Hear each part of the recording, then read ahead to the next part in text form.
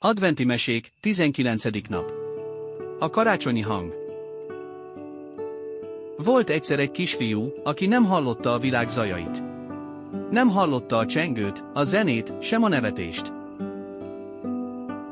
Amikor közeledett a karácsony, mindenki az ünnep hangjáról beszélt. Csengettyűkről, énekekről, vidám dallamokról. A kisfiú csak figyelt.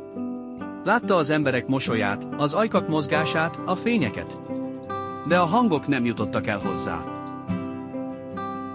Egy este leült a karácsonyfa alá. Megérintette a díszeket, a fenyőágakat, és érezte a gyertya melegét. Ekkor észrevette, hogy az ünnep nem csak hangokból áll.